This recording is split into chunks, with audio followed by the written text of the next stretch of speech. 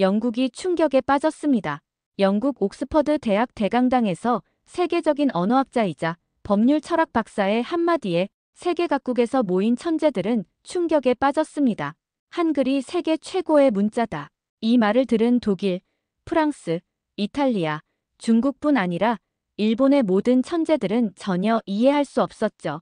하지만 더 충격적인 건 각국의 천재들이 자국의 언어가 세계 최고임을 증명하기 위해 조사하던 중 밝혀진 믿기 힘든 사실 때문이라고 합니다.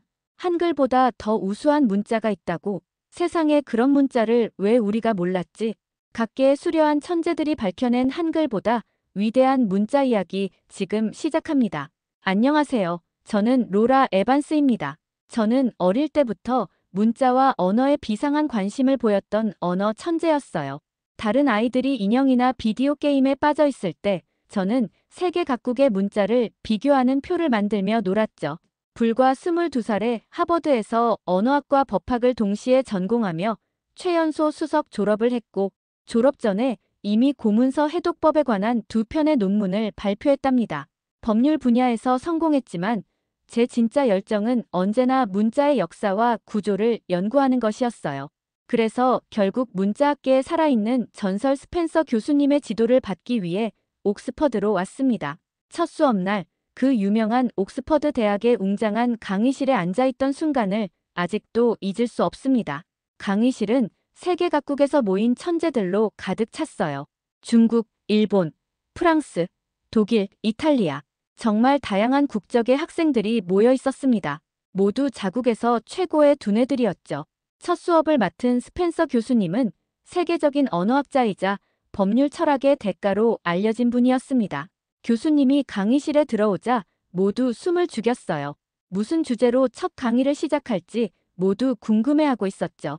그런데 스펜서 교수님의 첫 마디가 정말 충격적이었어요. 한글이 세계 최고의 문자입니다. 순간 강의실이 얼어붙었습니다. 무슨 말씀이신지 이해가 안 됐어요. 한글이요? 한국의 그 글자 말인가요? 세계 최고라니. 솔직히 저는 한국에 대해 아는 것이 거의 없었습니다. 그저 북한과 대치 중인 작은 아시아 국가, K-팝과 김치 정도만 알고 있었죠. 그런 나라의 문자가 최고라니 말도 안 된다고 생각했어요. 저는 즉각 손을 들었습니다. 목소리에는 분명한 불신과 약간의 냉소가 묻어났어요. 교수님, 최고라는 기준이 무엇인가요? 영어는 전 세계에서 가장 널리 쓰이는 언어입니다. 더 보편적이고 실용적이지 않나요? 한글이라는 게 그렇게 대단한 문자인가요? 스펜서 교수님은 미소를 지으며 대답했어요. 로라, 좋은 질문입니다. 하지만 사용 인구가 많다고 해서 그 문자 체계가 우수하다는 의미는 아니죠. 한글은 과학적 원리로 만들어진 세계 유일의 문자입니다. 창제 원리와 철학 구조적 완성도, 학습 용이성 등 여러 측면에서 한글은 독보적입니다. 저는 여전히 납득이 안 됐어요. 오히려 더 불편해졌습니다. 뭐가 그렇게 대단하다는 거죠? 아시아의 작은 나라 문자가 세계 최고라니 서구 문명의 우월성에 도전하는 것 같아 기분이 나빴어요. 교수님, 죄송하지만 저는 동의하기 어렵습니다. 영어는 셰익스피어, 밀턴의 언어입니다. 서구 문명의 위대한 철학과 과학은 모두 라틴 알파벳으로 기록되었죠. 한글이 그보다 뛰어나다는 증거가 있나요? 교수님은 제 도전적인 태도에도 불구하고 여전히 차분했어요. 바로 그 점이 이번 수업의 주제가 될 것입니다. 로라. 증거를 통해 판단하는 것, 그것이 학문의 자세죠. 강의실 분위기도 묘했습니다. 각국의 학생들도 자국 문자에 대한 자부심이 있는지 웅성거리기 시작했죠. 교수님은 우리의 반응을 보며 빙그레 웃더니 과제를 내주셨습니다. 여러분의 첫 과제입니다. 한글보다 뛰어난 문자를 찾아 논리적으로 입증해보세요. 석사급 논문 수준의 깊이로 작성해 주시기 바랍니다. 저는 속으로 생각했어요. 이 도전 흥미롭네. 내가 반드시 한글보다 뛰어난 문자를 찾아내겠어. 그리고 교수님의 이 이상한 주장을 반박해주겠어. 저는 이 과제가 어렵지 않을 거라고 생각했습니다. 세계에는 수많은 문자가 있는데 하나쯤은 한글보다 나을 거라고 확신했으니까요. 사실 머릿속으로는 이미 영어가 한글보다 뛰어나다고 결론을 내린 상태였어요. 수업이 끝나고 저는 다른 미국 학생들과 함께 카페로 향했습니다. 우리는 교수님의 주장에 대해 비웃으며 이야기했어요. 한글이 최고라니 말도 안 되는 소리야. 아마 교수님이 한국에서 오래 살아서 그런 편향된 시각을 갖게 된 것 같아. 아시아 문화에 대한 이상한 로맨티시즘이 아닐까? 그렇게 저는 이 과제를 쉽게 생각하고 한국과 한글에 대한 편견을 가진 채 연구를 시작했습니다. 수업이 끝나고 쉬는 시간, 카페테리아에서 각국 학생들이 모여 토론을 시작했습니다. 그런데 이게 무슨 일이죠? 언어 자존심 대결이 시작된 겁니다. 중국에서 온 리웨이가 먼저 입을 열었어요. 한자는 단순한 글자가 아니야. 철학이고 예술이지. 한 글자 속에 천년의 지혜가 담겨 있어. 한글. 그건 그냥 현대에 만들어진 인공 문자잖아. 그래, 맞아. 한자가 훨씬 역사가 깊지. 저는 속으로 동의했습니다. 일본에서 온 유코도 가만히 있지 않았습니다. 히라가나는 흐르는 물처럼 아름다워. 일본 문자의 미학을 이해하려면 최소한 서예를 배워야 해. 문자는 단순히 소리를 표기하는 도구가 아니라 예술이야. 프랑스 출신 소피는 코웃음 치며 말했죠.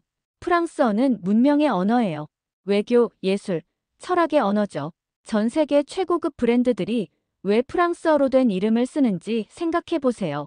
독일에서 온 한스도 가세했습니다. 독일어는 논리와 질서의 언어야. 하이데거, 칸트, 니체. 이들의 철학을 제대로 이해하려면 원어로 읽어야 해. 번역은 항상 원본의 의미를 훼손시키니까. 그리고 이탈리아 출신 마르코가 말했어요. 이탈리아어는 세상에서 가장 아름다운 노래야. 오페라가 이탈리아에서 시작된 이유가 있지. 우리 언어는 음악 그 자체니까.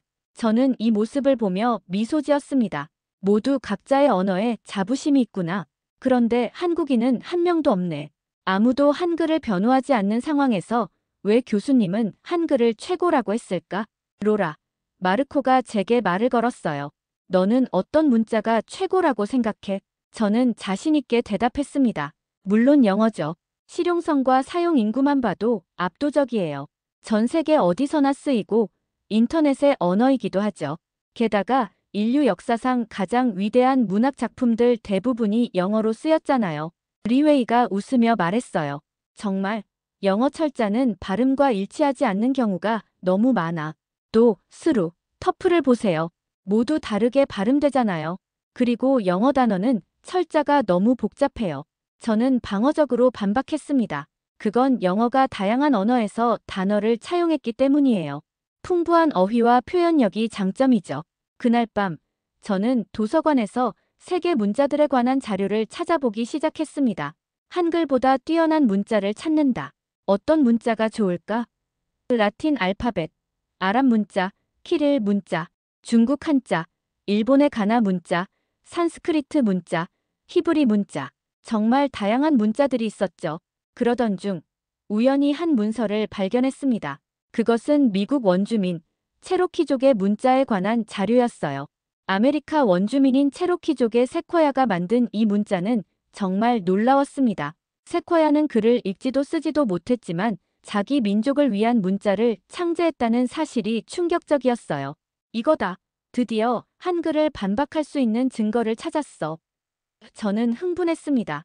미국인으로서 자국 내에서 이런 문자 체계가 개발되었다는 사실에 자부심도 느꼈어요. 저는 밤새 체로키 문자에 관한 자료를 읽었어요. 세쿼야는 12년간의 연구 끝에 1821년에 체로키 음절 문자를 완성했습니다. 이 문자는 배우기 쉬웠고 체로키 부족의 언어를 완벽하게 표현할 수 있었어요. 가장 놀라운 것은 체로키 문자의 보급 속도였습니다. 문자가 만들어진 지 몇 년 만에 체로키 부족 대부분이 글을 읽고 쓸 수 있게 되었어요. 이건 문맹 퇴치의 기적이었습니다. 자료에 따르면 체로키족의 문해율은 당시 미국 백인 사회보다 높았다고 해요. 이것으로 교수님을 반박할 수 있을 거야. 체로키 문자는 한글처럼 과학적으로 만들어졌고 배우기 쉬우며 문맹 퇴치에도 성공했어.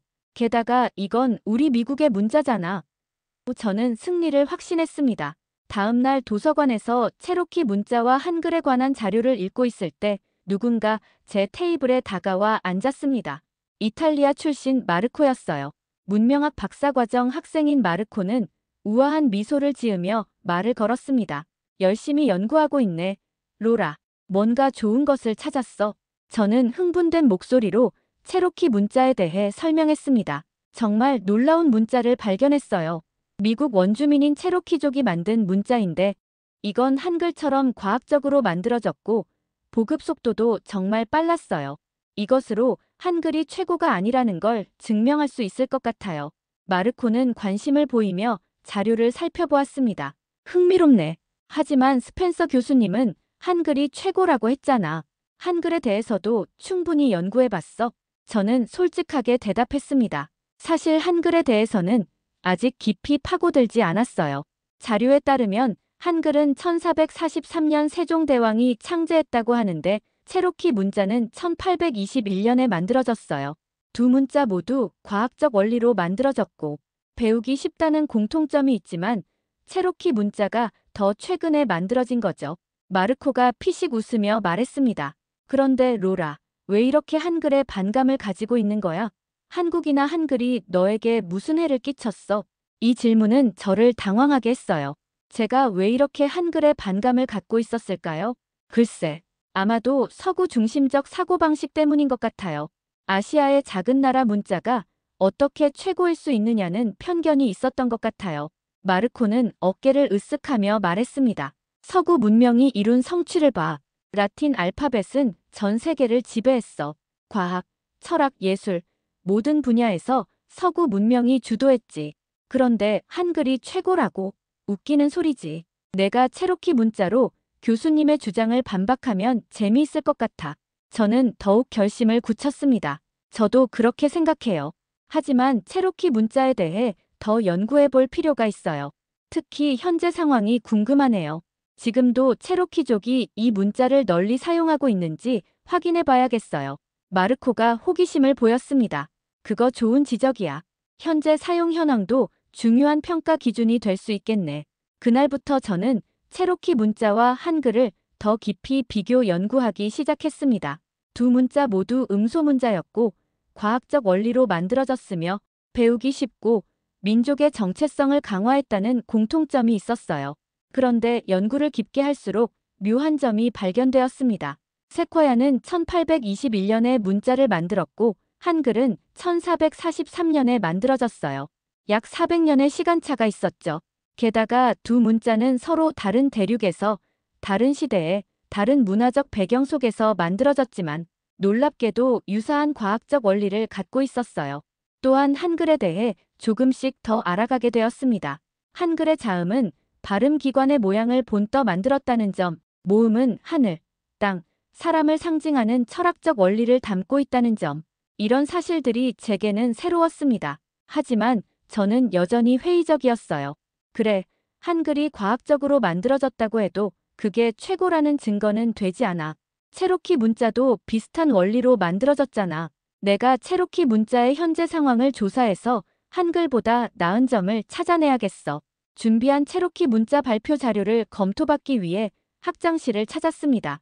그곳에서 맥건을 만났어요.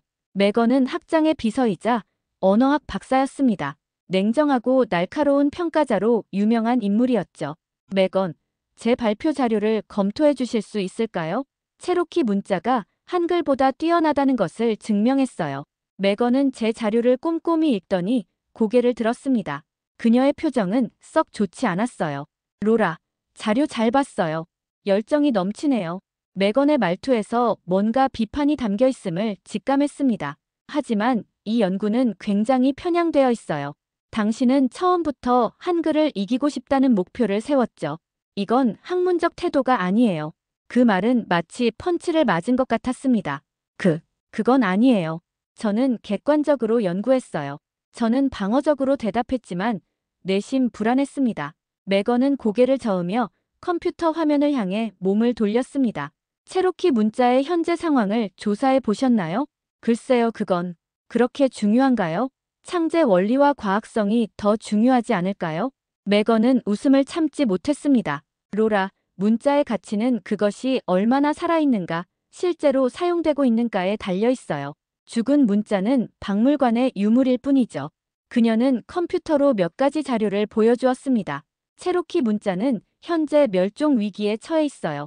실제로 사용하는 사람은 소수에 불과하고 대부분의 체로키인들도 자신들의 문자를 읽지 못합니다. 저는 충격을 받았습니다. 이 사실을 전혀 조사하지 않았던 것이죠. 미국 정부의 동화 정책으로 체로키 문자는 거의 소멸되었어요. 19세기 후반부터 체로키 아이들은 기숙학교에 강제로 보내져 자신들의 언어와 문자를 사용하지 못하게 강요받았죠. 인디언을 구하기 위해 인디언을 죽여라라는 정책 아래 체로키 아이들이 자신의 언어를 쓰면 처벌받았습니다. 저는 말문이 막혔습니다. 미국인으로서 자국의 역사 중 이렇게 부끄러운 부분을 몰랐다니. 반면 한글은 어떨까요? 매건이 다른 자료들을 보여주었습니다. 한글도 비슷한 위기를 겪었어요. 일제강점기 동안 한국인들은 자신들의 언어와 문자를 사용하지 못하게 강요받았죠. 1938년부터는 학교에서 한국어 교육이 금지되었고 한글 신문과 잡지도 폐간되었습니다. 그런데 왜 한글은 살아남았고 체로키 문자는 거의 사라졌을까요? 매건은 저에게 직접 물었습니다. 저는 대답할 수 없었습니다. 한국인들은 비밀리에 한글을 가르치고 배웠어요. 야학이라 불리는 비밀 학교에서 한글 교육이 이루어졌죠. 심지어 감옥에서도 한글 공부가 이루어졌습니다. 한글학회라는 단체는 목숨을 걸고 한글을 연구하고 보존했어요. 그들 중 많은 이들이 체포되고 고문당했지만 한글을 지키기 위한 의지는 꺾이지 않았습니다. 매건의 설명을 들으며 저는 가슴이 뭉클해졌습니다. 문자를 지키기 위해 그런 희생을 감수하다니. 해방 후에도 한글은 위기를 맞았어요. 문맹률이 매우 높았기 때문이죠. 하지만 한국인들은 대대적인 문맹 퇴치 운동을 벌였고 짧은 시간 안에 문맹률을 크게 낮추는 데 성공했습니다. 이것은 한글의 과학성과 배우기 쉬운 특성 덕분에 가능했던 일이었어요. 그리고 가장 중요한 것은 한글이 현대 디지털 시대에 완벽하게 적응했다는 사실입니다. 한글은 컴퓨터와 스마트폰에서 손쉽게 입력할 수 있도록 발전했어요. 이건 문자의 생존 능력, 적응력을 보여주는 중요한 사례죠. 매건의 설명이 끝났을 때 저는 완전히 다른 사람이 된 것 같았습니다. 제가 얼마나 편향된 시각으로 연구를 시작했는지, 얼마나 무지했는지 깨달았어요. 그리고 매건은 잠시 망설이더니 물었습니다. 로라, 당신은 왜 이렇게 한글을 이기려고 하는 거예요? 한국이나 한글이 당신에게 무슨 해를 끼쳤나요?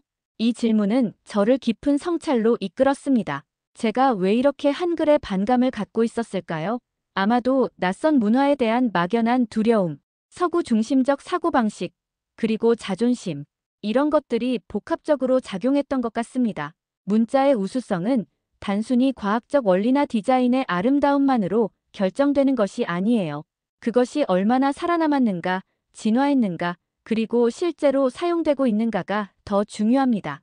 매건이 마지막으로 조언해 주었습니다. 저는 깊이 고개를 숙였습니다. 고맙습니다, 매건. 정말 많은 것을 배웠어요. 제 연구를 처음부터 다시 시작해야겠네요. 그날 저녁, 저는 연구실로 돌아와 지금까지의 자료를 모두 정리했습니다. 이제 저는 편견 없이 진정한 학자의 자세로 한글과 체로키 문자를 연구하기로 결심했어요. 그리고 그 과정에서 한글이 직면했던 역사적 시련과 그것을 극복한 이야기에 더 깊이 빠져들게 되었습니다. 매건과의 대화 이후 저는 완전히 다른 시각으로 연구를 이어나갔습니다. 이제는 한글과 체로키 문자를 비교하는 것이 아니라 두 문자의 역사와 현재를 객관적으로 연구하게 되었어요. 특히 한글에 대한 이해가 깊어졌습니다. 한글은 단순한 문자가 아니라 민족의 영혼이었어요. 세종대왕이 백성들을 위해 만든 이 문자는 민주주의 정신이 담긴 혁명적인 발명품이었습니다. 제 연구 결과를 발표하는 날, 강의실은 학생들과 교수님들로 가득 찼어요. 발표 직전, 스펜서 교수님이 강단에 서서 짧은 연설을 시작했습니다. 여러분, 인간은 수천 년 동안 수많은 문자를 만들었습니다. 그중 일부는 권력자가, 일부는 신이, 일부는 운명이 만들었다고 믿었습니다. 교수님은 잠시 학생들을 둘러보셨어요. 강의실 전체가 숨을 죽였습니다. 하지만 단 하나의 문자는 백성을 위해 백성 스스로 배우기 쉽게 인간의 발음과 철학 그리고 삶을 담아 창조되었습니다. 교수님은 조용히 칠판에 훈민정음을 쓰셨습니다. 훈민정음, 이것은 단순한 문자가 아닙니다. 이건 한 민족이 세상을 향해 던진 가장 아름다운 선언입니다. 지식은 소수의 특권이 아니며 글자는 권력의 도구가 아니라 모두의 빛이어야 한다는 선언.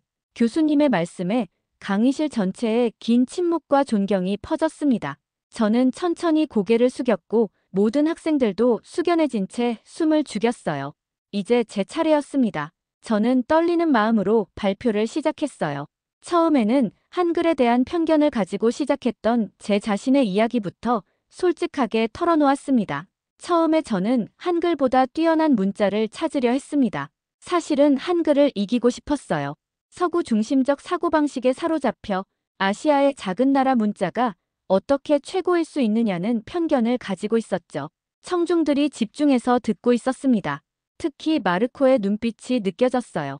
그는 약간 불편한 표정이었지만 계속 경청했습니다. 그러나 연구를 진행하면서 제 생각이 완전히 바뀌었습니다. 체로키 문자를 발견했고 이것이 한글과 비교할 만한 가치가 있다고 생각했어요. 하지만 더 깊이 연구한 결과 문자의 진정한 가치는 그것이 얼마나 살아있는가에 달려있다는 것을 깨달았습니다. 저는 한글과 체로키 문자의 역사, 그리고 그 운명이 갈린 이유를 설명했어요. 한글이 일제강점기의 탄압을 이겨내고 살아남은 과정, 해방 후 문맹 퇴치에 성공한 이야기, 그리고 디지털 시대에 완벽하게 적응한 모습까지 상세히 이야기했습니다. 특히 감동적이었던 것은 한국인들이 한글을 지키기 위해 목숨을 걸었다는 사실입니다. 비밀 한글 학교를 운영하다 체포된 교사들, 한글 연구를 계속한 학자들, 그들의 용기와 헌신이 한글을 살려냈습니다. 문자가 단순한 기호가 아니라 정체성의 근원이 될 수 있다는 것을 깨달았어요. 청중들 중 일부는 깊이 감동한 것 같았습니다. 특히 다른 나라에서 온 학생들은 자국의 문자와 언어에 대해 새롭게 생각하는 계기가 된 것 같았어요. 결론적으로 한글은 단순히 뛰어난 디자인의 문자가 아닙니다. 그것은 살아있는 문화유산이자 민족의 정체성이며 미래를 향해 계속 진화하는 생명체입니다. 이런 의미에서 저는 스펜서 교수님의 평가에 동의합니다. 한글은 정말 세계 최고의 문자입니다. 발표가 끝나고 많은 질문이 쏟아졌습니다. 특히 마르코가 날카로운 질문을 던졌어요. 로라, 처음에는 한글을 이기려고 했는데 이제는 한글을 옹호하네. 객관적인 연구가 맞나? 저는 당당하게 대답했습니다. 맞아요, 마르코. 처음에는 감정이 앞섰어요.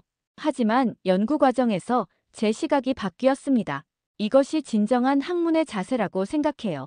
증거가 내 믿음과 다르다면 믿음을 바꿔야 하니까요. 마르코는 잠시 침묵하더니 고개를 끄덕였습니다. 좋은 연구였어, 로라. 짧은 말이었지만 그의 진심이 느껴졌어요. 다른 학생들도 저마다의 의견을 나누었습니다. 어떤 학생들은 여전히 자국 문자를 옹호했지만 많은 학생들이 한글의 가치를 인정했어요. 발표회가 끝나고 매건이 다가왔습니다. 로라, 처음에는 당신이 감정에 휘둘린다고 비판했지만 결국 객관적인 연구를 해냈네요. 당신이 선택한 길을 존중합니다. 스펜서 교수님도 따뜻한 미소로 저를 격려해 주셨어요. 로라, 훌륭한 연구였습니다. 문자에 대한 깊은 이해를 보여주었어요. 특히 문자가 단순한 기호가 아니라 살아있는 유산이라는 통찰이 인상적이었습니다. 그날 밤, 저는 연구실에 앉아 지난 몇 개월을 돌아보았습니다. 이 연구는 제게 단순한 학술적 성취 이상의 의미가 있었어요. 저는 문자를 통해 문화를 이해했고 한민족의 정신을 느꼈습니다. 한글에 대한 연구가 끝난 후 저는 큰 결심을 했습니다. 이 연구를 여기서 끝내지 않고 더 깊이 파고들기로 했어요. 한글을 직접 배우고 한국의 문화와 역사를 더 깊이 이해하고 싶었습니다. 박사 과정 중에 한국 교환학생 프로그램에 지원했습니다. 스펜서 교수님의 추천서 덕분에 서울대학교에서 6개월간 연구할 기회를 얻었어요. 설레는 마음으로 한국행 비행기에 올랐습니다. 서울에 도착하기 전날 밤, 비행기 안에서 처음으로 한글 공부를 시작했어요. 자음과 모음의 모양을 따라 그리며 발음해 보았습니다. 처음에는 어색했지만 점점 재미를 느끼기 시작했죠. 기역, 니은, 디귿, 리을. 저는 작은 목소리로 발음하며 노트에 한글을 써내려갔습니다. 그러다 문득 깨달았어요.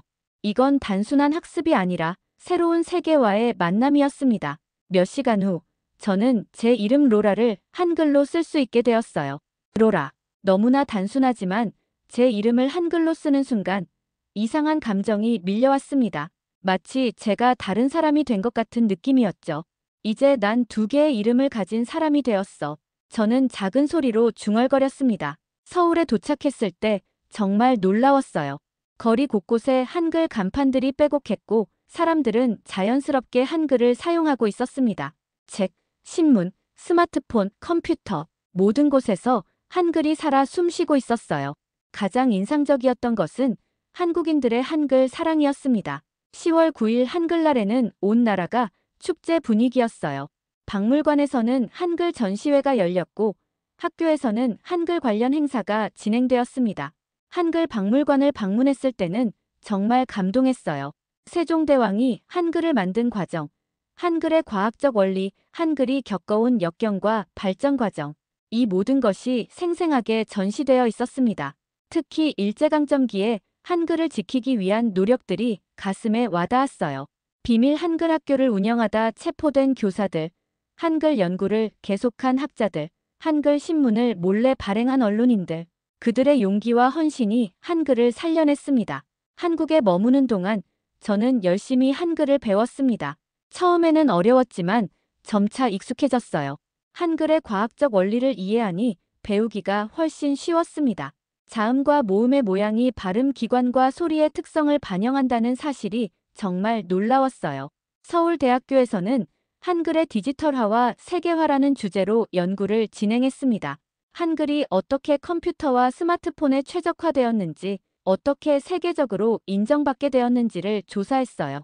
연구 과정에서 저는 한국의 야학 역사도 알게 되었습니다.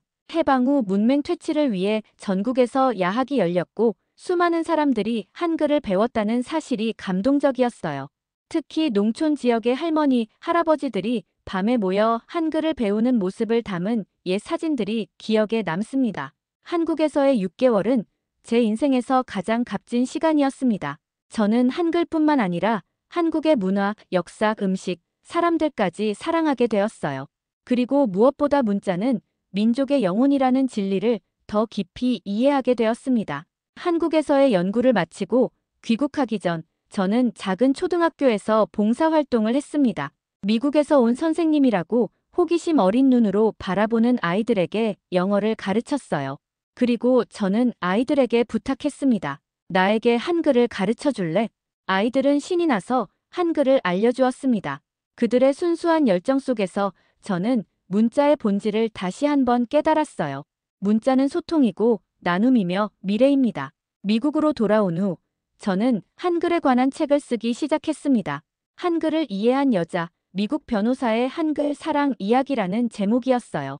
이 책은 제 개인적인 여정과 한글의 과학성, 역사성, 문화적 가치를 담았습니다.